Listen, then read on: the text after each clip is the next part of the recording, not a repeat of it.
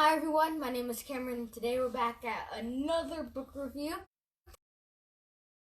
Just like yesterday and maybe the day before that, so I haven't done too many videos this week, but I did do a lot of videos before that. So we're going back onto our streak again, and we were just really busy on those days, and yeah, we were just really busy. Ramsey, so yeah, we're going to start off where we left last time. And apparently I found out that there are some more myths and truths, but there's only like 3 more. Like, not that much more. We're going to be back there though. And so, I'm probably not going to reach it today. Talking about starting off. I mean, that's kind of what I'm going to be talking about, starting off. And so, it's kind of like climbing a mountain. You don't have faith that you'll reach the top of the mountain until you see the top. Like, if you're at the very bottom, you can't really see the top because it's covered by the clouds. But when you finally reach to the point, you're above the clouds, and you can see the tip of the mountain, like a few hundred feet away, then you have faith in yourself. And not anyone can climb a mountain. You see, like, you think about becoming the fastest runner. Everyone has to start somewhere, right? By becoming the fastest runner, it doesn't mean you,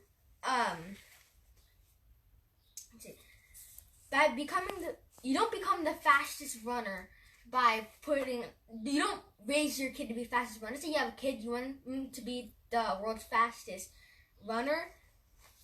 You don't train him by, making him run a marathon when he's, 3. No, that's not really how it works, and I'm going to teach you, we're just going to show you, not, they could teach, yeah, but, we're starting a new chapter called Save $1,000 Fast, Walk Before You Run, and this chapter I'm going to explain that part. So, the first part is eating an elephant gives you energy. I'm not sure where that's from, so I think big, eat, give a big energy. I think that's where they got that from. Mm-hmm. I'm not sure who eats elephant, but whatever. And something big. Yeah, the way you eat an elephant is one bite at a time, not all at once. So you have to just eat it one by one. And about the jogger kid, you don't teach him how to become the fastest man by making him run a marathon. And if he doesn't run a marathon in 2 hours, then you'll start hitting him. I don't think that's how it works. What you do is you have him run a few feet, then 20 feet, then you in a few weeks you have him run 100 feet sprint, and then you just slowly raise it higher. And this dude, if you want to become very, very fit, or if you want to, if you try everything at once, you'll fail for sure. If you try eating a whole elephant at once, you will fail. And every day, if you want to munch on the elephant, you eat more and more every day, because you have to get used to the elephant taste. I'm not sure what elephant tastes like though, but if you want to lose 100 pounds, you have to build your cardiovascular system and tone your muscles, meaning you have to slowly gain more muscle, and don't attempt to become super fit on day 1. And rich quick scheme, you don't get rich quick. You don't become mega buff by just doing one thing. It slowly gains stronger, and it takes some time. Because if it was an instant thing, if it was that easy, that's why I skip a lot of ads on YouTube. It says this is how me and this dude made $5 million. I'm like, $5 million isn't that much to be advertising that big, and 2, the way you said it, $1 million a week sounds like a pretty big scam to me. So, the next thing right here, it was about how you don't, if you want to become very fit, you have to take it easy and tone your muscles, not run 3 miles in 100 pounds to get yourself, try lifting 500 pounds to get yourself really buff on day 1. And if you don't collapse on day 1, you surely will on day 2. And by the time even if you do succeed without collapsing, next thing you know, you're going to be binge eating. You're going to be binging on all the food you get. if you try to quit movies and you send like no movies on, stop eating coffee, or no, not eating, like stop drinking coffee, you will start to shake, and you will like, well, sometimes if after the shaking ends and you have enough control, then it'll just stop. But at one point, if you try to do it so suddenly, like if you try to become very buff and you try to do 1,000 pounds a day, I'm pretty sure that's like a world record or something. But if you try like 300 or 500 pounds a day, which is I'm pretty sure is like a really lot, and if you try that, then like each day suddenly, then you like that's how you get really sore. Like after running a mile, our school has us run a mile every week, because we're not used to running a mile because we get really sore. Like the day after run a mile, we get very. I cannot say things to say. I can't say it all at once. I'm just trying to say it all at once, so that's why I stutter a lot. So, what was I saying? Great, I didn't know what I was saying. Something about a mile. Yeah, we're not used to running a mile every day. We do now because how ironically, before we started quarantine, we didn't go out that often. We barely exercised, and we were kind of out of shape. And now during quarantine, we thought, you know what? Since we can't go out, we can go out. So. I don't know why we thought that, but it's kind of like reverse psychology where you do the opposite of what you want. Alright, like think about the government. Like they were saying, alright guys, we have 14 cases in the US, we better shut down. Guys, only like 1 million cases. And like, home, you go out. It's just, people do the opposite. Like, whenever you try to wake up very late, you somehow wake up early. Or when you try to wake up early, you try to wake up late. Or when you try to fall asleep, you don't. Or when you don't want to fall asleep, you suddenly fall asleep. It's kind of like you're in the middle of a Zoom meeting and you're trying to stay awake, and it's or when you're on the bed, you're trying to fall asleep and you just simply can't. But back to where we were. You have to slowly inch your way up, 1 pound at a time. Like this dude, his trainer didn't kill him on the first day, like you would expect. I mean, if I were to become a tutor, like. I'm not sure, like I might, I don't think I would become a tutor, but if I were to tutor some random kid, then I would probably just kill them on the first day. Like I would do, alright, I would make you the smartest person alive. I'm going to teach them all that I've learned my whole life in the first day. And I've experienced a type of tutor before, and it wasn't the greatest. I was very screwed up. I was severely traumatized in a way, because like, I mean, it made me more familiar, like, that I think I've heard that term before, but that kind of made me be very confused, and it kind of screwed up like what I thought. Like if you try to become the best chef and this guy try to teach all the cooks at once, although you're familiar with what a pancake is, then you will start cooking pancakes like it's spaghetti. So kind of going on to a lot of stories today because this book is a story. Like everything in this book came from a story. It's pretty much a collection of stories. So the first one was from Tony and Tara Kiger, whatever it is. But okay, so Bud said budgeting was the best and hardest part of the whole process. Budgeting is hard, and a lot of people may be against budgeting, but I'm just going to explain that once we get onto the budgeting chapter. So why it's good and why people may disagree, and how budgeting is good, and how not budgeting could also be good, but in the same way risky. So, it's next one. Oh, that was just that. Actually, that's that story. I don't know. I got a little carried away. So, that story was sacrificing their wants and by cutting back on them, and they just felt amazing and live happily ever after. It's like how every story in this book ends because they want you to be happy ever after. So, if you notice about the books, they're all getting better and better. The first person right here was the type of person who didn't think that you have to pay back money on a credit card, and then they end up going to crippling debt. But if you go on towards the very back that I read, then you'll realize that, these guys are getting better in the situations, because as you progress through the book, then you should progress better through your debt, like losing it. the next one is more of an actual story. This one was pretty much where they're always happy, but this one was a lot of relatable. We used to relate to it, but not really. Like, I don't remember relating to it anymore, but a lot of people can. Like, a lot of people can. I'm pretty sure the average American can, average wherever you are.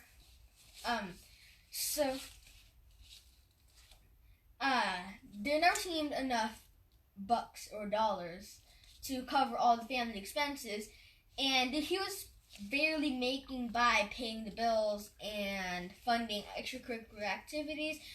And so he got a little frustrated by the time, like, before he even reached the door for his check, he knew his check was already gone because, the expenses cut out his income, so now he has no pocket cash. He has legit nothing at this point. I would be a little frustrated too. Like, I have a check and poof, it kind of disappeared. So, remember, the average American works for checks, and if you don't know, checks are the highest tax, the least secure, and overall just the worst type of income you could possibly get. Because it's the most common, for some reasons, least secure. If you lost a check, then you're pretty much screwed. And it's taxed the highest. I mean, if you were supposed to get paid 100K, you'd probably get paid 60K. It's like, the IRS wants your money because, there's a lot of expenses out here because the road costs money, the lamppost costs money, it's a lot of stuff. And so does protection. So, the IRS needs a lot of your money.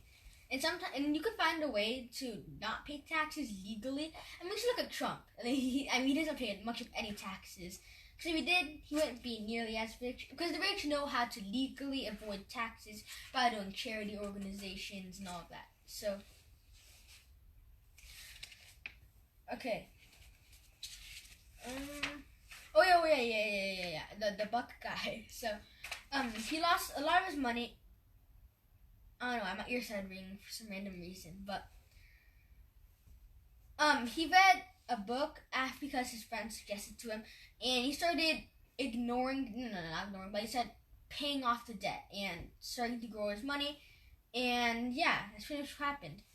So, let's go on to some actual better stories.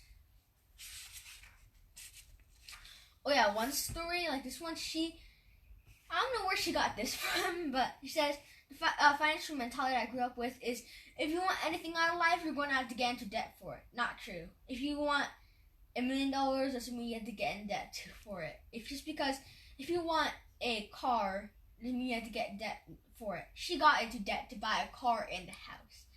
And just remember, if you can't afford it, don't buy it, unless it's going to help you afford it. Like, if you're trading $5 for $10, which is pretty much an investment. Like, let's say you're paying $5 for Amazon to ship you $10, and sometimes the shipping, something will happen, and like the plane will somehow crash, and sometimes you won't get your $10 back, and that's when you have a failed investment, or if you have a scammer that you're buying from. But if you're very smart with your investments, the plane of money will come back to you, and you've made a good investment. I mean, you trade your money for more money. And on this one, you don't trade your money for junk, like what she kind of did. You don't need all of that unless you don't need a house. Like, you could live off an apartment. Like, she bought a full-blown house and brand new car. And I'm not sure who does that, especially when you're very screwed up. She had to go into debt for it, of course. She had to go into debt, but instead you can order an apartment, used car, something like that. So, and that's one is called agree on. It's not a story, but it's just agreeing with whoever you're living with to save your money. And baby step number 1, save $1,000 cash to start an emergency fund. So this is the one where there's a lot of disagreement and agreement. I mean, a few people may disagree, but they have some reason against it. So, baby step and save your money. And why do I say and so many times? I need to cut out the ands. So, what he said was to save your money. People may disagree, saying you can use that money to grow more money. Like, think about this. Think of it as a seed. Like, your money is a seed. You don't want to eat the seed. You don't eat the seed. And you can't eat the seed like sunflower seeds. But you'd rather grow a sunflower that will produce like 10 seeds. So you could eat 5 and use that other 5 seeds to grow. Think about this. Like, if you, it's okay. He's teaching us how to save, like, in case anything bad happens, you have to save some fruit seeds so that when anything crazy happens, you can use those seeds to plant in the middle of a crisis so that it could grow. And what other people say is that when there's no crisis, you use that seed in the plant to grow a huge forest. And once you grow the forest, you collect those seeds, you save a little bit, and then you just throw all the seeds out to just expand your forest. Kind of like that, or expand your garden. I just lost my breath midway, so whatever. So, this one's teaching you how not to get into debt. That's why it's called a total money makeover, meaning you make over the life that you screwed over, and it's teaching you how not to get into debt and how to live a good life. If you want to live the cray-cray life, like insane Warren Buffett and mega Bill Gates, whoever it is, I'm sure they save money, but they save it by investing it. Meaning, they don't just put the money in the bank. I'm pretty sure, I read further, he doesn't suggest putting your money in the bank. By the way, he hates the bank, so he wouldn't do that. He says that you have to put it into mutual funds, but you can make a lot more money out of mutual funds. Like, I was learning a little bit of stocks. Mutual funds is kind of a scam, but in a way it isn't. As long as you're gaining money and you catch up inflation, because, banks saying, put it in the bank, passive income, boom. That's not how you gain passive income, by the way. So, instead of that, you have to use that money to grow, kind of like mutual fund. Instead of throwing it into people to invest for you, you could grow a little bit of money. But I found out that mutual funds would take a lot of your money out, meaning you still gain money, but it's not as much as you could have gained.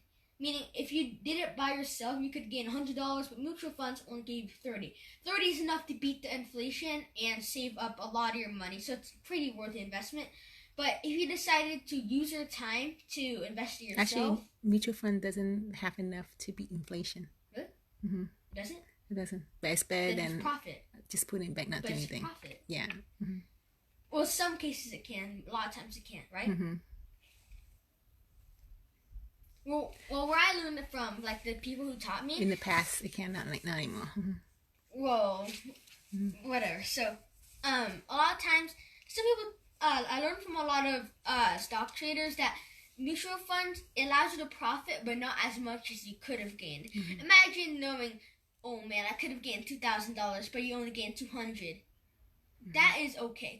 $200 is pretty decent. But knowing the fact that you could have gained $2,000, it hurts you. Mm-hmm.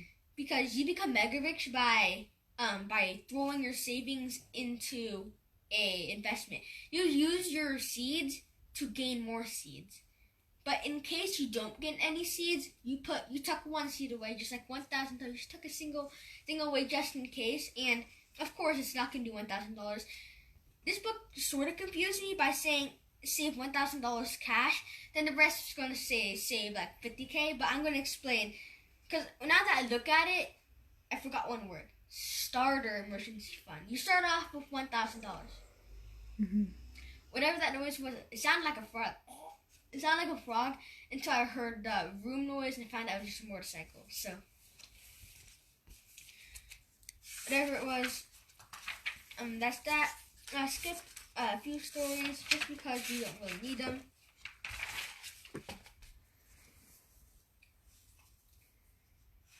Okay, keep it liquid, meaning I'm not sure what liquid would mean.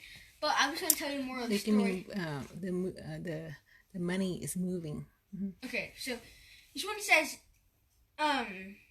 make it easy to access. Meaning you should make it right in front of you, just in case. Scoop it right up. Mm-hmm. And don't make it so that you're taking it to a place where your money rots like a piggy bank. I don't know why my money's in a piggy bank right now. I also do not know. Because I remember back then when I was like 4, like $5 to me was like oh boy, $5, that feels great.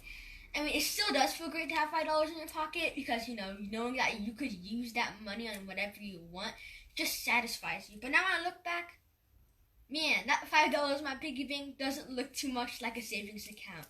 So, I wouldn't suggest throwing into a bank. I did throw a lot of my money into, like what he did. He suggested he put it into a lot of mutual funds so that it grows. Once again, you do not gain as much as you possibly could, but it's enough to still make some money and beat the inflation in some cases. Like how mine is doing right now. I'm pretty sure it's beating inflation, but in some cases you could lose money too, so just know that. Look weird like him. He says he takes it from a mutual fund, meaning it should be very accessible and not like a retirement fund. Retirement fund you can't dip into whenever you want, right? Retirement fund? No, you have to convert it to self. This one says that you cannot get it. Yeah. It says retirement fund isn't accessible. We want one where if anything happens, you could just take your money and not have to wait or spend money to get your money back. Mm-hmm. So, retirement fund, they can tax you for taking your money out. Mm-hmm. Yeah, stop this. And get some water real quick.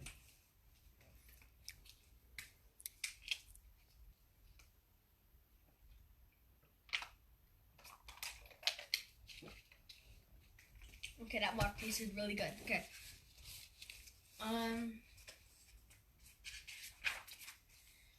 Let's go on to chapter 7 called The Debt Snowball Lose Rate. Really. Now, this snowball part really confused me. At first I thought the snowball was a debt, but I found out that snowball isn't the debt, but avoiding the debt. Now I got really confused because, debt, when it's a snowball, it rolls down the hill. Over time, the ball gets bigger and bigger, just like debt does. But that's why this chapter sort of confused me. But the snowball was apparently, I think it was the enemy, like what you want to avoid, like stopping the snowball. Or, I'm not even that sure at this point. I already read it. I reread it a lot, and it still kind of confuses me. I need to look a little bit way closer. Mm-hmm. So, whatever it was, the snowball doesn't really matter, just as long as you know what they mean, just matters. So, okay, it says you have to start the debt snowball, which means you have to avoid debt. I'm not sure how that makes sense, but whatever. So, one story. Actually, that one's not that important. It's like any other story, like living debt-free after being very screwed up. And it's gone to a lot better stuff. A lot of stories that I simply do not have time to read to you. Okay, I wish I could, but this series would be way too long. I still regret doing the Sam Walton, reading every single story, because it took way too long. Now, okay, it's just another one. I just want to say one story because it's very relatable. This dude, I'm not sure what his name, Jeff and Teresa. They considered credit cards to be a normal way of life, but it just seems normal because every adult has a credit card. So what's that? What they think? Most adults have debit cards, so they think you have to have it. And financing schools, like to be honest, if you like a lot of college finance classes, a lot of them aren't good. That's just what the books say. They're all against the college's financing classes in economic majors and all that. I mean, they don't teach you that. They teach you how avoiding debt, but they still use credit cards for some weird reason. So, yeah.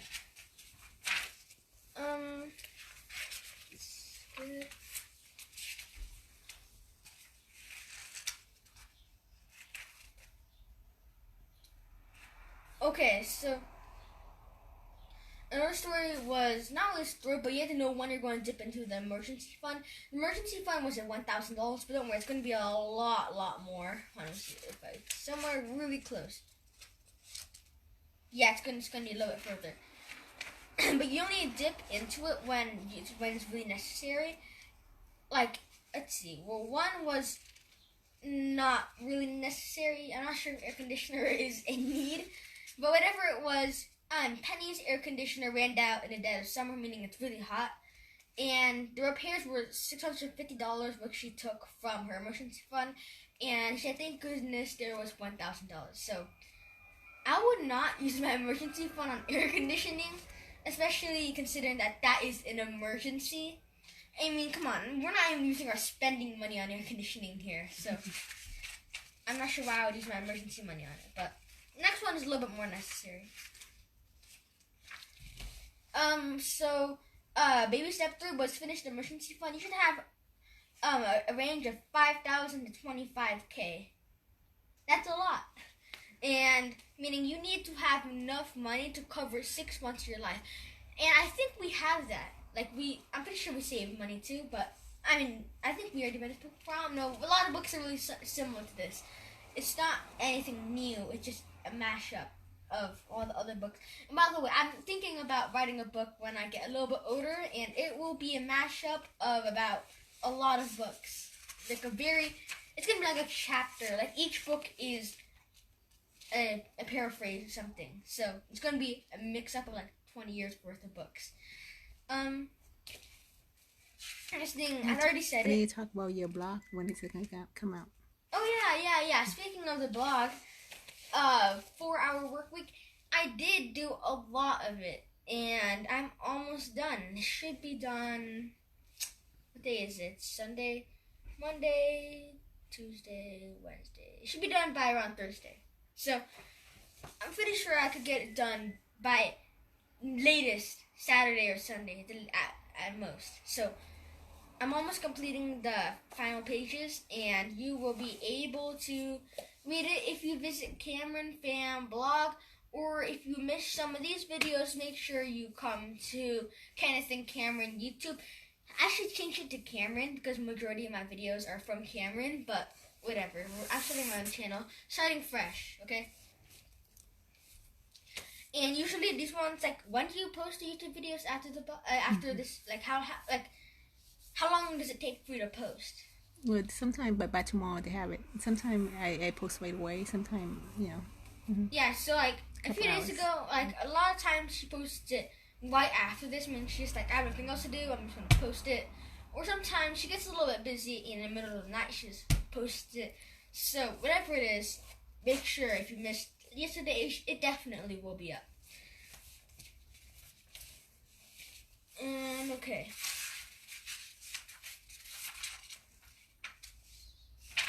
Other one was using cash, and let's just see. Okay.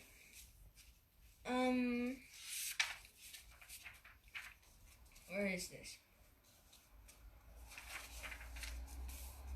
Next stop, serious wealth building, meaning it's supposed to be when you start gaining money, meaning now that you've built the foundation, the backup, just in case the building collapses, now you could start laying the bricks out. So here's the part where it starts to get fun, like where everyone's waiting for. Everyone's like, oh, I don't want to save my money because I want to burn all my money. You know, you're going to burn some money along the way, but it's not going to be a waste. So it's not going to be burning. It's going to be using, whatever it is. So one more story before I end off this video. So one was a single mom with 2 kids, and by the time she was 20, she became pregnant with her first child, and so conveniently the husband decided to leave her because she got pregnant. He's like, you know what? I do not want to take care of a kid. I am out of here. Screw this. And he kind of just divorced. And it was a very horrible thing, and they were living off $400 a month. Oh gosh, that is not good, especially when you have children. So, and they used credit cards for everything. They started to pile up, and after being in the 4-hour work week, they paid off all the debt, and they ran a cleaning business at age 23, and they made, at lowest, she was 100K in debt, and she made it better so they have no more debt, and her goal is to be debt-free, including the house by age 35. So yeah, soon, if you guys enjoyed this video, I'm going to review. You see, we talked about pretty much just debt the whole time. So I need to bring this bookmark up here. Remember, if you missed a lot of videos, make sure to check out my 4-Hour Workweek series and my Sam Walton series and my Rich Kid Smart Kid series. I highly suggest the Rich Kid Smart Kid and some Sam Walton if you have time, because Sam Walton was a very good story, but it may take quite a while to listen to because it's a very, very long series. And you have the 4-Hour Workweek, by far the shortest series so far. Congratulations to me. The 4-Hour Workweek allowed me to be more effective in my book reviews, and that way I was able to get it done within a span of 2 or 3 weeks. The fastest. Sam Walton was like easily 2-3 months. So if I continue to be consistent and effective like the 4-Hour Workweek, then I will become better. So make sure you check that out or buy the book yourself. So hope you guys enjoyed this video. Make sure you check out the blog and YouTube video, and hope you learned something, and I know you will put it to action. Hope you guys enjoyed this video. See you next time. Bye for now.